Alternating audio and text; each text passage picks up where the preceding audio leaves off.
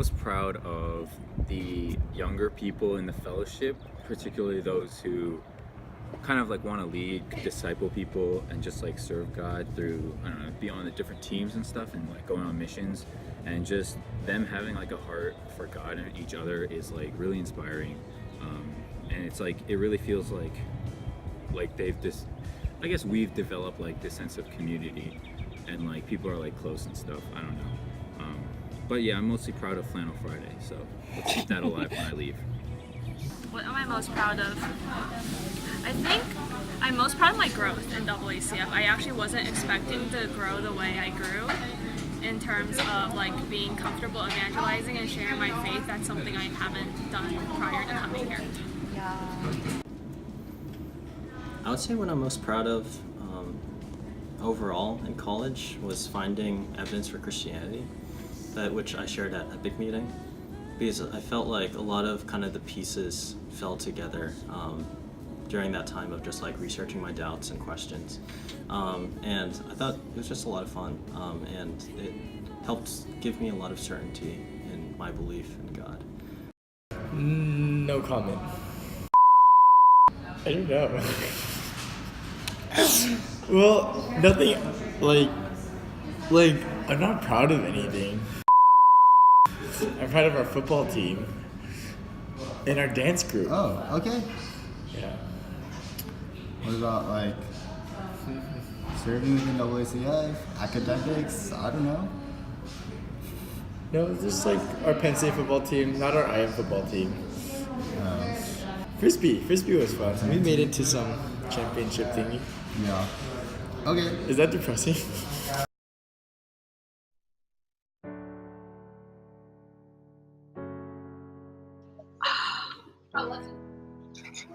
As a grad student, I wish I lived on campus. I feel like there's a definite disconnect between an experience between living on campus and living off campus. As somebody who's living off campus, I'm not really around. I didn't know where the hub was for the first month of school. Especially as a grad student, I didn't really need to come to the hub. And I don't have a dining plan or meal points, so I can't eat at the Commons, for instance, unless somebody invites me in or something like that. Oh, I think I would have really should have gone out of my shell more freshman year, because I really wasn't too active. I feel like in WCF then. And had more conversations with people, and started spending time with the Lord a lot earlier than I did. So. Not to put WCF in a bad light, but I would probably try to spend more time outside. Not more time, but a bit more time outside of WCF, trying to get to know other people and people with different backstories, and I try to join other clubs.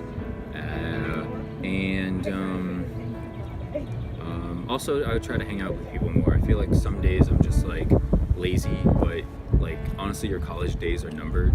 So go hang with people. Stop studying on Saturday night. I would study IST instead. Just change your major completely. But Yeah. why? Why? Because I want a job. Is there anything you would change about your college experience? Nah, I wouldn't change anything. No. That's a tricky question, because I think that it would be great to say, oh, I wish I didn't break my leg twice. But the thing is, I look back 2.5 years ago when I broke my leg the first time, and yes, it was really painful. Yes, some of the worst days of my life were lived on crutches on campus that semester. But the thing is, I learned so much from it, and I really got to learn a lot about myself and about God, and to rely on Him more. I also got to gain new perspective, which led me to becoming prayer head, and just learning from that experience and really getting to bless other people, but also myself through that. So now there are questions you need to answer within 10 seconds. Okay, 10 seconds. So the first one. What is 342 times 43?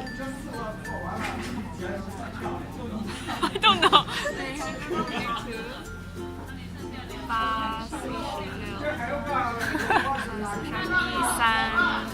Time's up. I don't know the answer either, but let me calculate. What is 334 times 52? A lot. What's 342 times 43?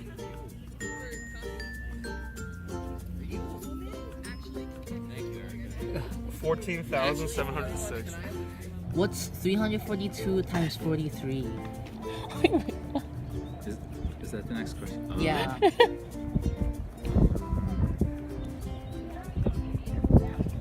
I'm gonna go with 13,000 something. What is 342 times 43? 5. Negative 5. What's 342 times 43? Can't do it. What is 342 times 43? 12, 420. What is your favorite nostril? Your right one, Kibo.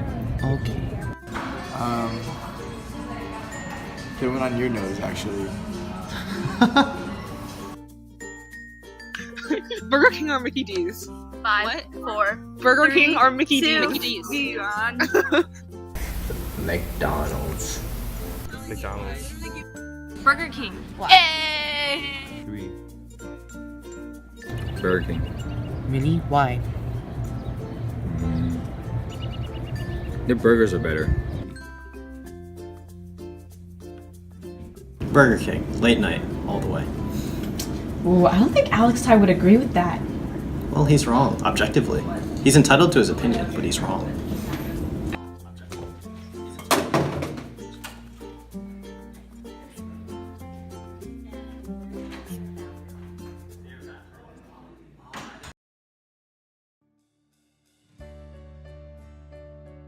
So my favorite Bible verse is Isaiah 6:8, and it's also like my password to everything. But it's like it starts off in verse 5. Woe to me, I cried, I am ruined, for I am a man of unclean lips, and I live among a people of unclean lips, and my eyes have seen the King, the Lord Almighty. And then one of the seraphim flew to me with the live coal in his hand, which he had taken with tongs from the altar. With it he touched my mouth and said, See, this has touched your lips. Your guilt is taken away and your sin atoned for. Then I heard the voice of the Lord saying, Whom shall I send? And who will go for us? And I said, Here I am, send me. God, that was... Okay. So my favorite Bible verse is from Psalm 91, 1 to 2, and it's, He who dwells in the shelter of the Most High will abide in the shadow of the Almighty. I will say to the Lord, my refuge and my fortress, my God, in whom I trust. And this verse means, like these verses mean a lot to me because, just sort of the way that I am, I like to be really independent and a go-getter. And to me, this is a call to rest and to trust God in everything that I'm doing. That even if I feel like my life is totally spinning out of control and I have no idea what's going on, God has this, and that should be enough for me. Philippians 4:13, because God is always in control. So my favorite Bible verse would have to be Proverbs 3, and it was the one where it says, "Trust in God with all your heart, and then He will set your path straight."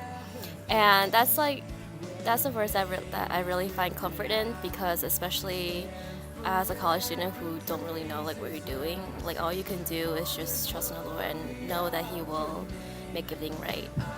And whenever I read this verse, I feel like I just feel like I'm being hugged by a really loving parent, and Him just saying, "Child, it's okay. I got you. It's well. Don't worry.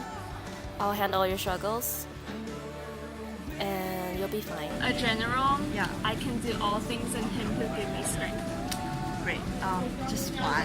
Why? Yeah. I really need strength right now. I need to finish the semester and write my papers.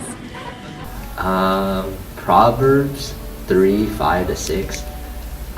It says, "Trust in the Lord with all your heart and not lean on your own understandings, but in all your ways." My mom actually gave me this verse before I came to college, and I feel like it's a good reminder for me that it's not about me and I have to follow God. I shouldn't become too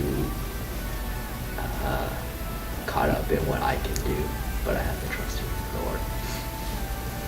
I would say my favorite Bible verse is one that I actually learned freshman year of college.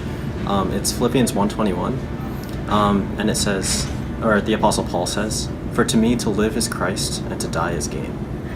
And that's been meaningful to me because I think throughout my college experience, especially during freshman year, I've been dealing a lot with like pride, and I think that's a huge like kind of theme during my college career, and just like what I've been learning from that.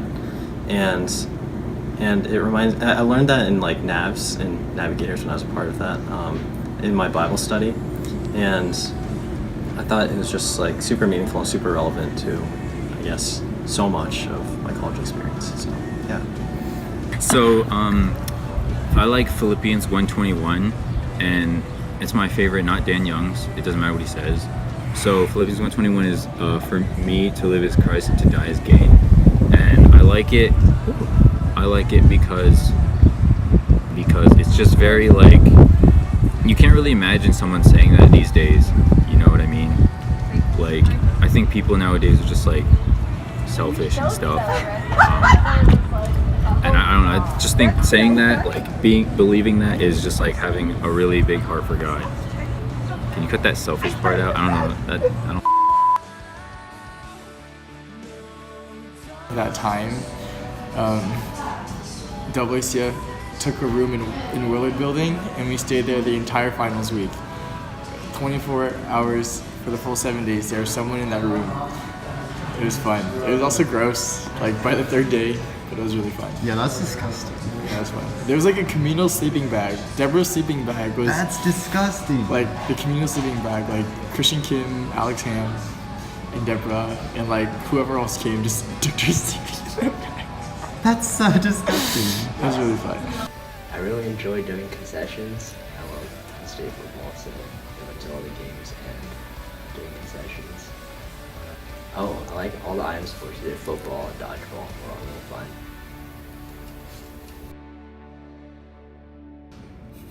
No, this is like our Penn State football team, not our IM football team.